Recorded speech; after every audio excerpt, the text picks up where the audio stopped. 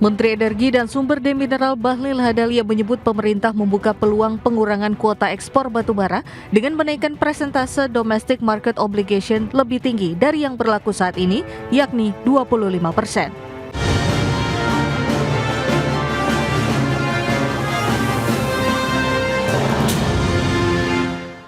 Ya, pemirsa, Kementerian Energi dan Sumber Daya Mineral membuka peluang peningkatan kewajiban penjualan batu bara untuk kebutuhan dalam negeri lebih tinggi dari yang berlaku saat ini 25%. Menteri Energi dan Sumber Daya Mineral Bahlil Lahadalia menyebutkan peningkatan tersebut dimaksudkan untuk menjaga tingkat pasokan kebutuhan batu bara di dalam negeri.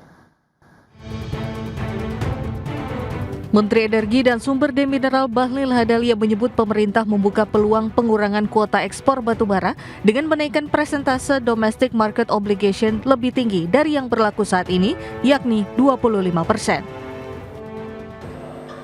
Yang berikut menyangkut dengan DMO 20% batubara. Undang-undang yang baru ini dia penuhi DMO-nya dulu baru ekspor. Abu Leke juga sebagian ini. Ya, aku tahu nih, ada main-main. Dirjen sudah saya kasih tahu, dirjen jangan main-main. Jadi Pak Ramsos bicara itu ada benarnya itu. Tapi tidak semua juga benar. Karena PTBA itu nggak ekspor kemarin karena harga juga lagi jatuh. Kemudian dia dorong ke PLN dan ada aturan memang di HBA yang harus dia jual dengan harga HBA. Tapi udah kita clearkan, nggak ada masalah. Saya setuju. DMO harus clear. Bahkan ke depan kita ada merevisi RKB, DMO-nya mungkin bukan 25%, bisa lebih dari itu. Kepentingan negara di atas segala-galanya. Saat ini pemerintah menetapkan persentase penjualan batubara untuk kebutuhan dalam negeri atau domestic market obligation sebesar 25% dari realisasi produksi batubara pada tahun berjalan. Aturan tersebut berlaku kepada pemegang izin usaha pertambangan operasi produksi batubara, izin usaha pertambangan khusus operasi batubara, serta perjanjian karya perusahaan pertambangan batubara tahap operasi produksi. Selain itu, pemerintah juga masih menetapkan domestic price obligation khusus bagi PT PLN Persero dengan memasok batubara untuk pembangkit senilai $70 Amerika per ton. Adapun aturan terbaru soal DMO batubara tercantum dalam Peraturan Pemerintah Nomor 39 Tahun 2025 yang merupakan peraturan turunan dari Undang-Undang Nomor 2 Tahun 2025 tentang Minerba. Jakarta, Tim Liputan IDX Channel.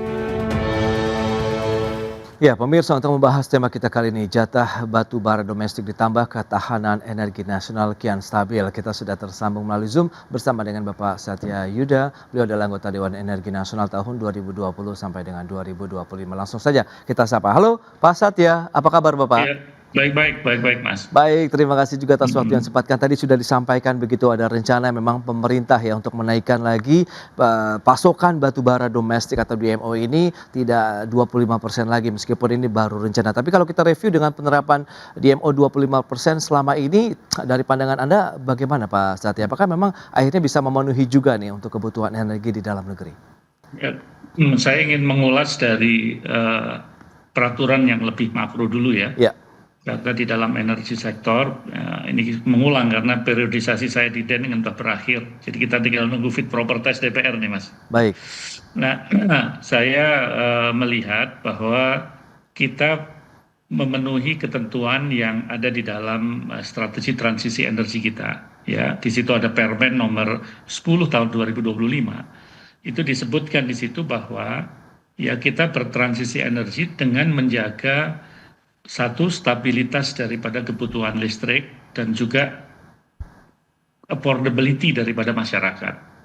Nah, jadi di dalam strategi kita bertransisi itu kita mengatakan bahwa kita boleh menambah batu bara, ya kira-kira begitu ya. Oke. Namun demikian itu diperuntukkan untuk supaya tidak timbul krisis, ya, dan juga terjangkau daya beli daripada masyarakat.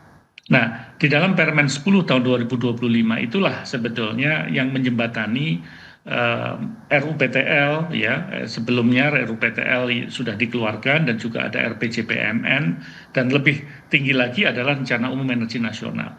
Kalau kita cocokkan memang ada beberapa hal yang perlu disesuaikan. Jadi kalau kita di RUEN kita belum direvisi, jadi kita punya CAN baru. RUEN-nya nanti tentunya di dalam periode tahun depan itu akan direvisi karena itu sudah tidak bagus. Tetapi yang berlaku sekarang ini memang ada batasan. Jadi pada tahun 2025 itu sebetulnya maksimum produksi kita itu cuma 400 juta ton. Tapi kenyataannya hari ini sudah mencapai hampir 800 juta ton. Nah, kalau kita melihat RPJPMN, ya, yang RPJPMN itu sudah direvisi, jadi kebutuhan daripada tahun 2025 ini lebih tinggi daripada apa yang ada di dalam RUEN. Mereka sama-sama produk Perpres nih. Jadi sama-sama peraturan presiden. Nah, maka kenapa RUEN itu menjadi sesuatu yang nantinya perlu direvisi pada keanggotaan Dewan Energi Nasional yang baru nanti. Nah, yang kedua, kalau kita melihat daripada kita bertransisi, kita tetap berkomitmen untuk net zero pada tahun 2060. Lantas sekarang ada satu pembicaraan begitu ya, kira-kira bahwa peningkatan daripada domestic market obligation itu diperlukan untuk kebutuhan domestik. Ya, keterpenuhan daripada batu bara khususnya untuk kelistrikan.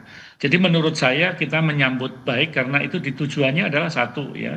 Mereka PLTU itu mempunyai power purchase agreement ya, kontrak yang jangka panjang gitu untuk menyediakan listrik kepada PLN. Mereka berkontrak dengan PLN dan juga ada yang dimiliki langsung PLTU-nya atau dioperasikan oleh PLN. Nah, kalau kita melihat dalam skema seperti itu, tentunya kenaikan daripada batu bara dimaksudkan untuk menjaga security energi kita. Ya, keterjaminan daripada energi kita di domestik. Jadi menurut saya acuan daripada apa yang disampaikan oleh Pak Menteri SDM di dalam rapat kerja dengan Komisi 12 tetap tidak keluar daripada Permen 10 tahun 2025 tersebut. Baik, berarti memang sudah tepat. Tapi kalau kita lihat dengan kebutuhan di dalam negeri saat ini memang cukup besarkah untuk energi, kemudian sehingga DMO kita harus ditambah sampai lantas bagaimana dengan pangsa pasar ekspor batubara Indonesia juga begitu?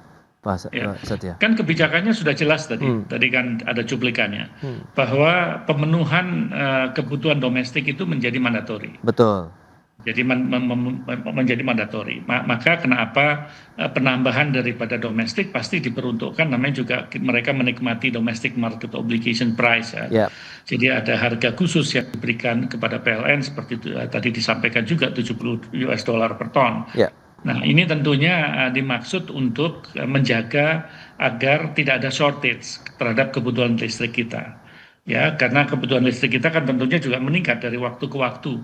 Ya, apalagi ada beberapa industri yang berkembang ya, itu otomatis mereka mengkonsumsi kebutuhan listrik yang lebih daripada yang sebelumnya. Ini bisa dilihat indikatornya sebetulnya dari energi primer yang dipakai, baik itu batu bara, gas, dan juga panas bumi yang kita hasilkan. Nah, ini sebetulnya menjawab daripada tantangan itu. Nah, adapun tadi disampaikan oleh Pak Menteri ya, kalaupun ada satu pengurangan daripada ekspor itu lebih daripada strategi marketing mereka tentunya ya. Kalau harga di luar kurang bagus mungkin mereka menahan. Menurut saya itu lebih kepada business to business ya. Tetapi yang penting kepentingan negara terhadap produksi batubara nasional kita itu diperuntukkan utamanya adalah untuk domestik. Karena jangan sampai listrik kita terkendala ya, yang akhirnya timbul biarpet gitu atau blackout di beberapa tempat hanya karena suplai batubaranya tidak tercapai. Ya di masa yang lalu malah ada satu permasalahan bahwa karakteristik daripada PLTU kita tidak bisa menyerap batubara domestik. Nah, tapi namun hari ini sudah berbeda. Yang mereka mempunyai kapasitas yang cukup untuk menyerap semaksimal mungkin daripada batubara domestik. Baik, tapi kalau kita lihat sebelum memang ada rencana ataupun rencana penambahan DMO ini diberlakukan atau ditambah begitu ya Pak Satya, apakah memang perlu ada lagi poin-poin pembahasan atau yang bersifat krusial begitu yang strategis yang harus diubah menyesuaikan dengan kondisi yang ada saat ini untuk nanti adanya penambahan DMO sendiri atau bagaimana nih Pak Satya menurut Anda? Kan semuanya bermula dari peraturan yang dikeluarkan kan. tadi disampaikan revisi Undang-Undang Minerba yang dikeluarkan, itu kan juga menyangkut mengenai masalah domestic market obligation. Tentunya apabila itu ada batasan di dalam undang-undang, ya berarti pembahasannya hingga sampai dengan undang-undang. Tapi kalau batasannya itu ada di peraturan menteri, ya pembahasannya di peraturan menteri, ada di peraturan pemerintah, pembahasannya di peraturan pemerintah. Kan bottom line-nya adalah supaya kebutuhan domestik ini yang melebihi gitu ya dibandingkan yang lama, tidak melanggar daripada peraturan yang dikeluarkan. Sebetulnya esensi yang disampaikan oleh Pak Menteri tadi adalah bagaimana kita masih bisa mengcover ya kebutuhan domestik tersebut dengan merevisi peraturan yang ada, dan memang kebutuhannya dimaksimalkan untuk kebutuhan dalam negeri dan khususnya untuk kelistrikan nasional. Oke, jadi kita akan lihat kesiapan dari mungkin pelaku usahanya sendiri seperti apa. Apakah ini memang menjadi momentum yang ditunggu-tunggu atau tidak? Kita bahas lebih jauh nanti di segmen berikutnya ya Pak. Kita akan jeda dulu sebentar Pak Satya. Nah pemirsa, kami akan segera kembali usai pariwara berikut ini. Iya, Anda masih menyaksikan Market Review pemirsa, dan berikut ini kembali kami sampaikan data. Kita akan cermati bersama seperti apa sih produksi batu bara di tanah air. Data selengkapnya bisa Anda saksikan di layar televisi kembali. Ini dia, di tahun 2020 pergerakannya sampai dengan tahun 2025 ini proyeksinya ya. Kita akan lihat seperti apa. Di tahun 2020 563,7 juta ton, kemudian trennya naik terus ini sampai dengan tahun 2024 yang sudah menyentuh 836,13 juta ton untuk produksi batu bara nasional. Sementara proyeksi di tahun 2025 ini ada sedikit penurunan menjadi 739,67 juta ton. Itu dia dari sisi beberapa data produksi batu bara. Dan selanjutnya kita akan lihat bagaimana dengan DMO batubaranya. Ini dia tahun 2020, 2021, 2022 sampai dengan 2025 ini juga proyeksi. Trennya kita lihat memang cenderung naik, sempat juga mengalami penurunan dari tahun 2022 ke 2023 dari 2015,81 juta ton menjadi 212,87, tapi di tahun berikutnya 2024 naik lagi 232,64 juta ton, dan di tahun 2025 ini proyeksinya bisa mencapai 239,7 juta ton DMO batu bara, di mana tadi kita lihat nanti dari sisi prosentasenya yang ada rencana untuk dinaikkan kembali. Itu dia untuk beberapa data terkait dengan DMO batubara. Dan selanjutnya dari sisi industri pengguna batubaranya, ini data dari tahun 2024 kita lihat mana saja ada PLTU, memang persentasenya paling besar ada 57%, smelter 30%, kemudian industri semen, kertas dan juga industri lainnya. Itu di rata-rata industri pengguna batu bara memang terbesar di PLTU dan smelter, di mana hilirisasi ya menjadi game changer juga nih daripada aktivitas ekonomi baru di Indonesia. Itu dia beberapa data yang sudah kita sampaikan, dan kita akan lanjutkan kembali perbincangan ini bersama dengan Bapak Satya.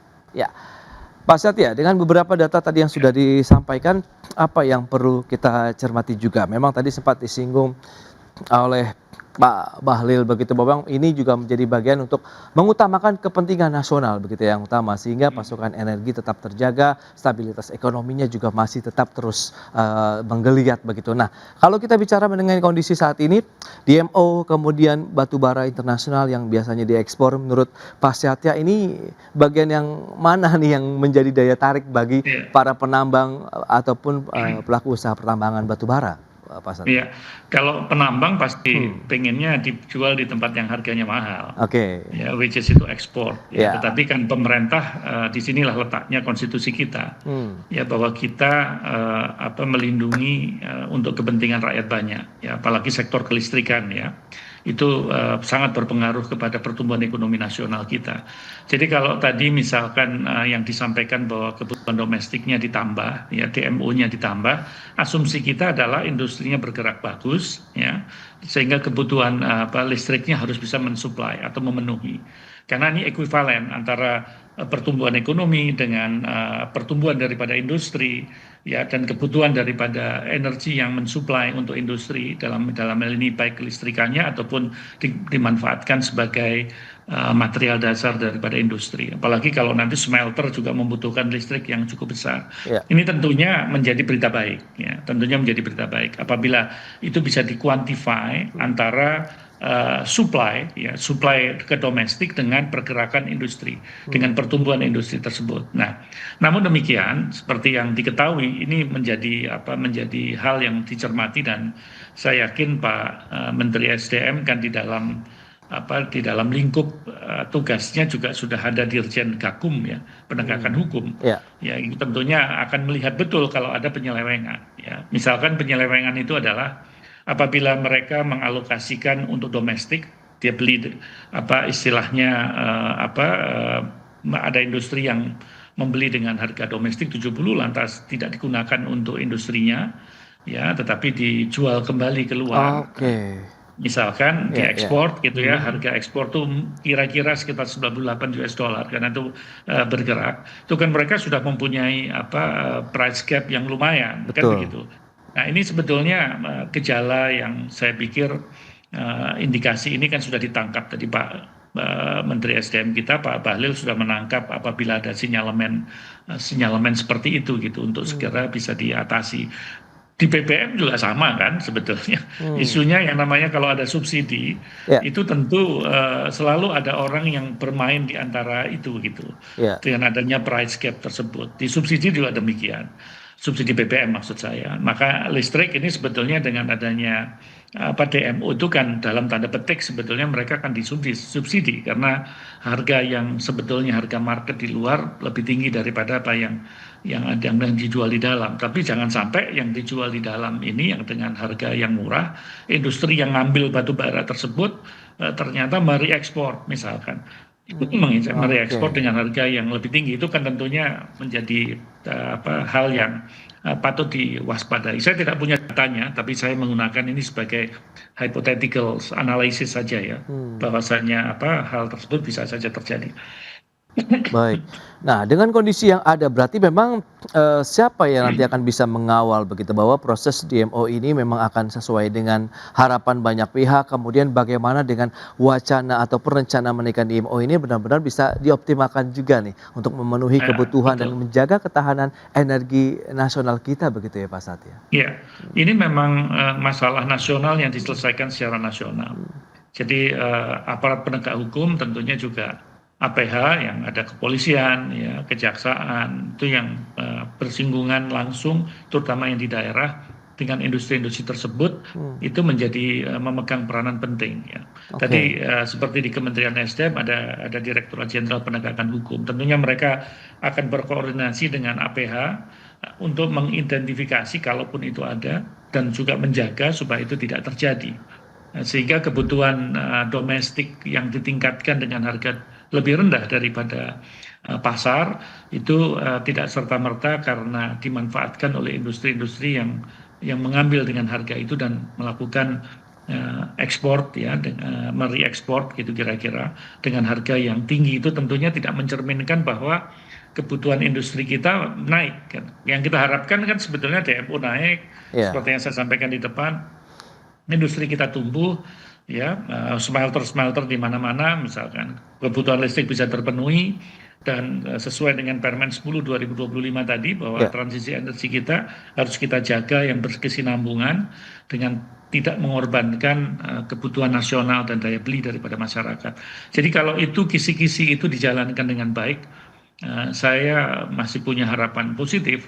Namun demikian apabila itu ternyata penambahan itu disalahgunakan, itu luar biasa itu. Menurut saya punishment dan apa yang dimaksud oleh Bapak Presiden dan juga Menteri SDM tentunya bukan itu. Dan apabila ada penangkapan karena mereka menganggap ada hal yang diselewengkan dari pemanfaatan DMO tersebut, menurut saya itu hal yang harus dilakukan ya. Karena kita tidak ingin niat baik kita dalam tanda petik memberikan subsidi ini ya dalam arti kata dengan harga yang lebih rendah daripada harga market disalahgunakan oleh sebagian masyarakat kita. Baik Pak Satya, lantas tantangan apa saja yang masih dihadapi mungkin kalau kita lihat untuk rantai pasok kebutuhan batu bara tadi, kemudian distribusiannya untuk bisa menyokong tadi kebutuhan energi nasional begitu menurut Anda? Ya kerjasama lintas sektor Pak. Jadi kerjasama dari beberapa kementerian, jadi baik itu Kementerian Dalam Negeri, ya koordinator Menteri Menko Polhukam ya, itu juga menurut saya berperan penting karena mengkoordinasikan daripada aparat penegak hukum ya agar kebutuhan-kebutuhan strategis untuk pemerintah dalam hal ini untuk pertumbuhan ekonomi kita ya bisa kita jaga secara bersama-sama. Jadi ini memang spektrumnya menjadi luas kalau kita sudah berbicara masalah ilegal ya, masalah bagaimana mengantisipasi sesuatu yang sifatnya menjadi ilegal sehingga tidak maksimal dimanfaatkan untuk kebutuhan dalam negeri. Dan itu ada Direktorat Jenderalnya dan itu ada kita punya kantor Menteri Koordinator bidang keamanan ya. Itu saya pikir harus menjadi pengamatan ataupun juga pencermatan beliau-beliau gitu agar itu tidak akan terjadi penyelewengan di lapangan gitu. Itu dia, berarti memang implementasinya di lapangan benar-benar harus dijaga semua kementerian dalam arti lintas kementerian begitu ya untuk bisa menjaga DMO ini benar-benar optimal, kemudian bisa menjaga lagi kalau kita bicara ketahanan energi nasional yang menyokong juga geliat industri di tanah air ya, ujung-ujungnya pertumbuhan ekonomi kita juga akan semakin meningkat begitu ya Pak Satya. Baik Pak Satya, terima kasih banyak ini atas informasi, update dan juga insight yang sudah diberikan kepada pemirsa pada hari ini. Selamat melanjutkan aktivitas Anda kembali Pak, salam sehat, sampai berjumpa kembali. Terima kasih Pak Satya. Terima kasih, selamat pagi. Baik pemirsa, 1 jam sudah saya menemani Anda dalam Market Review. Perbarui terus informasi Anda hanya di IDX Channel, your trustworthy and comprehensive investment reference. Karena urusan masa depan harus ke depan. Aku investor saham. Saya Prasetyo Wibowo beserta seluruh kerabat kerja yang bertugas pamit undur diri. Terima kasih, sampai jumpa.